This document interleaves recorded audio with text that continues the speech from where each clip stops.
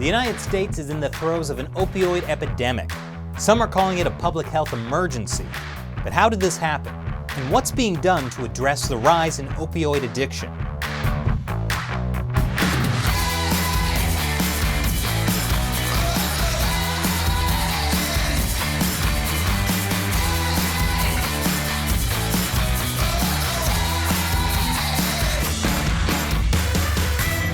This is America Uncovered. I'm Chris Chappell. Subscribe to this channel and click the notification bell on so you can be the first to watch our new episodes every week. There is a public health crisis going on in America. And no, I don't mean our national addiction to pumpkin spice.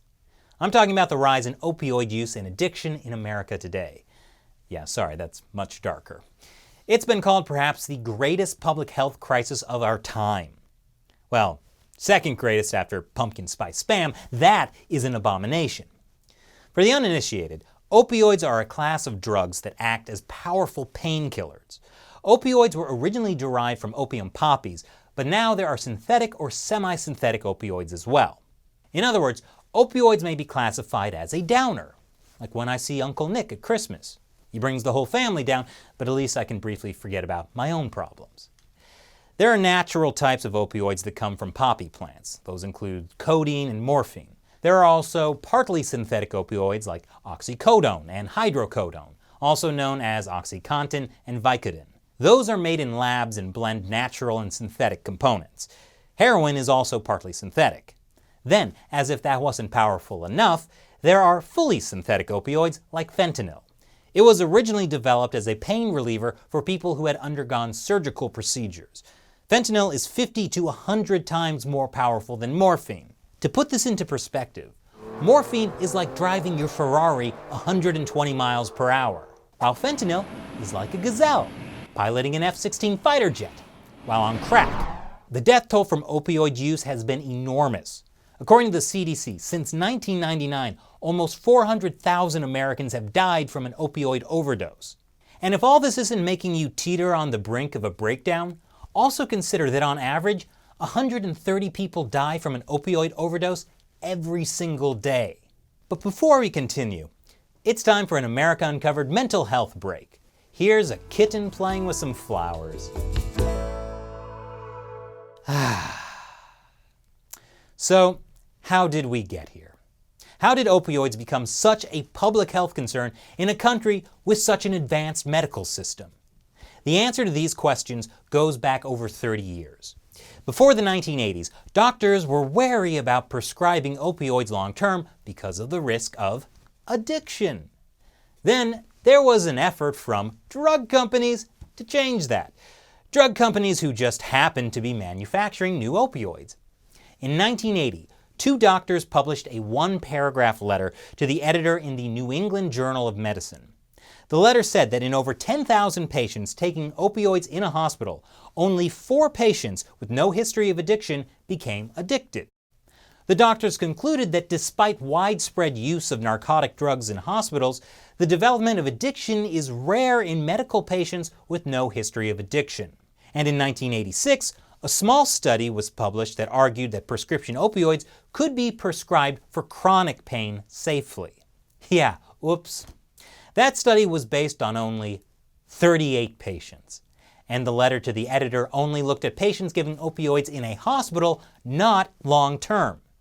But these studies and others were used by drug companies to convince doctors that opioids were safe to use long-term.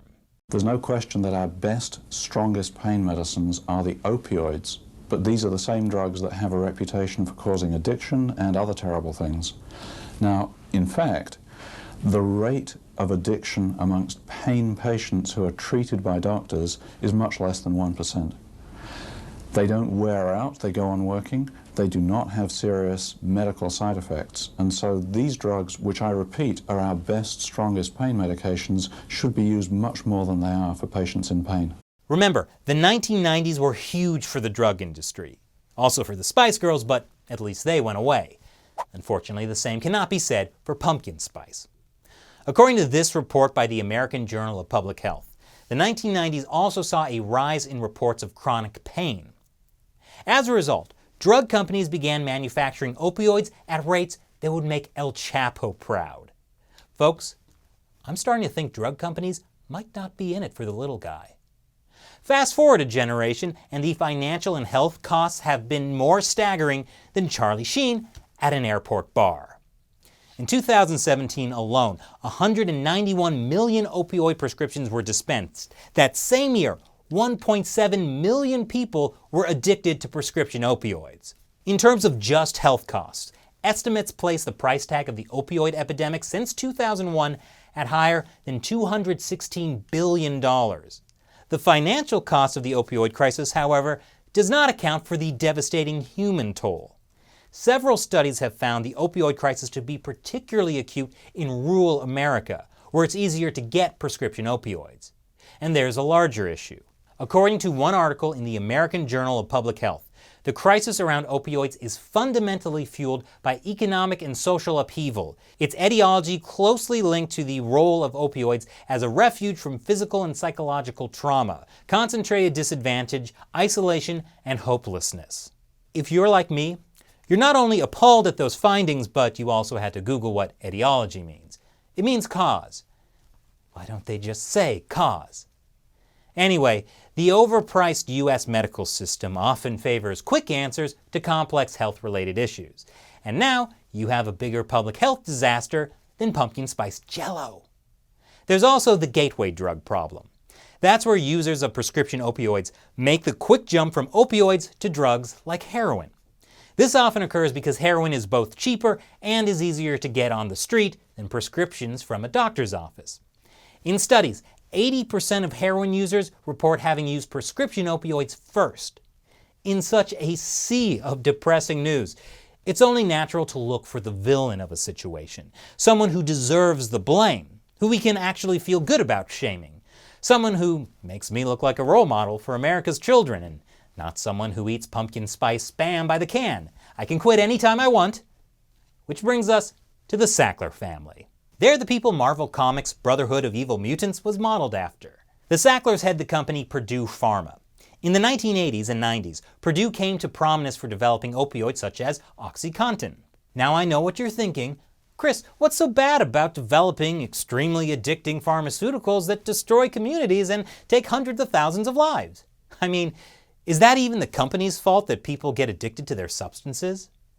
The Sackler family, whose estimated worth in 2016 was $16 billion, was allegedly aware that the substances they developed would be highly addictive. So, how did they solve this?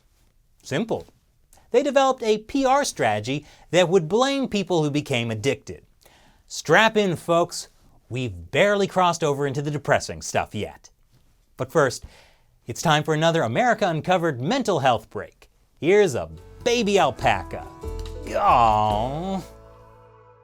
So, according to a complaint filed by the Massachusetts Attorney General, the Sackler family directed Purdue Pharma to pressure doctors to prescribe OxyContin in heavy doses and to keep patients taking it for longer than necessary, even when the company knew that the substance was dangerous and addictive. If that's true, it just goes to show that there's no limit to what you can accomplish when you're not hobbled by basic human decency. And if that wasn't enough, the then president of the company, Richard Sackler, wrote in a 2001 email, "We have to hammer on abusers in every possible way. They are the culprits and the problem. They are reckless criminals." In what will come as a surprise perhaps only to the Sacklers themselves, Purdue Pharma is facing legal action from over 2,600 state and local governments over its role in the opioid crisis. This is following a 2007 lawsuit in which Purdue Pharma pleaded guilty to misleading patients, doctors, and regulators about the risks posed by their substances. 3 of the company's executives were forced to pay around $35 million in fines and complete 400 hours of community service. We can only imagine what the court proceedings must have been like. For the crime of defrauding doctors and vulnerable patients, you are hereby sentenced to... Just kidding. You're filthy rich, so I'm going to let this one slide. Purdue Pharma looked to settle the thousands of more recent lawsuits through a payment of between $10 to $12 billion and a declaration of bankruptcy. New details tonight about how much the billionaire Sackler family is willing to pay to settle thousands of lawsuits stemming from the opioid crisis.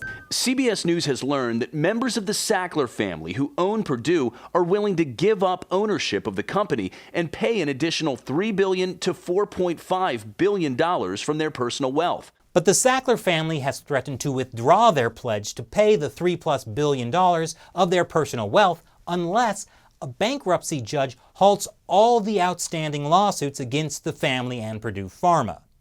A legal complaint filed by lawyers for Purdue Pharma on September 18th blasted the roughly 24 states that have not signed on to the larger settlement.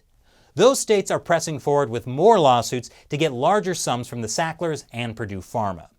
According to Purdue's complaint, that continuing litigation will destroy hundreds of millions of dollars or more of value available for all claimants and for the public. And if the Sacklers have to face more lawsuits from states, the family may be unwilling or unable to make the billions of dollars of contributions called for in the original settlement. So just so we have this right, a group of people worth $16 billion are saying a settlement in which they would have to pay $3 or $4 billion is too high because of all the other lawsuits they're having to handle, and that if the deal falls through, it'll be the fault of the states seeking redress for an opioid crisis that was, in part, the family's creation. For their part, Purdue Pharma sees themselves as being treated unfairly and will not admit to any wrongdoing. They claim that the opioid crisis is more the fault of heroin and fentanyl because those substances have resulted in greater numbers of overdose deaths than OxyContin. Yes, that's how good and bad works. If I murder 5 people and my neighbor murders 20, then my murders don't really count. The states that are holding out for more from Purdue say that the deal on the table should go further to address the horrors of the opioid crisis, which means that in this situation, the politicians are the good guys. The state officials point out that the current deal contains nothing in the way of addiction treatment centers or alternatives for pain abatement medication. And they complain that many of the addiction treatment medications put forward by Purdue Pharma are not covered by insurance companies. The states reportedly also want to target the Sackler family's personal fortune, saying that there is much more there than could be provided by the company alone. And they accuse the family of hiding much of their wealth in offshore accounts. Yes, with each new detail, it's clear why the Brotherhood of Evil Mutants was modeled after the Sacklers. As depressing as all of this sounds, there is a road ahead for those seeking redress for the opioid epidemic, at least with another pharmaceutical company, Johnson & Johnson. An August ruling by an Oklahoma judge found that the marketing tactics of Johnson & Johnson were misleading to the public and contributed to the opioid epidemic. I know, as if the story wasn't depressing enough, Johnson & Johnson evidently makes more than just baby powder. At least it's not pumpkin spice baby powder.